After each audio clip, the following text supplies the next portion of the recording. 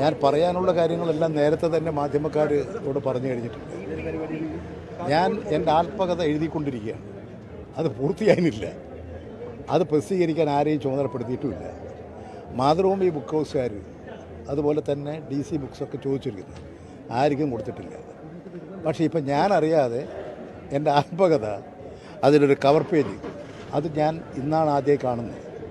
പിന്നെ അതിൻ്റെ കൂട്ടത്തിൽ ഇന്ന് പ്രകാശനം ചെയ്യുന്നു. എൻ്റെ ആത്മകഥ ഞാനറിയാതെ ഇന്ന് 10:30 മണിക്ക് പ്രകാശനം ചെയ്യുന്നു.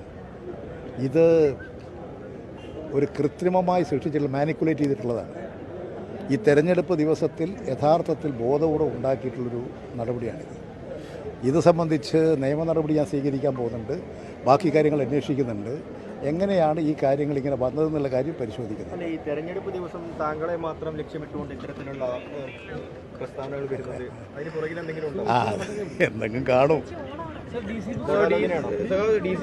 നിയമ നടപടി സ്വീകരിക്കും. പിന്നെന്താ, ഞാൻ നോട്ടീസ് അയക്കും. ഇന്ന് തന്നെ അയക്കാനുള്ള നടപടി സ്വീകരിച്ചിട്ടുണ്ട്.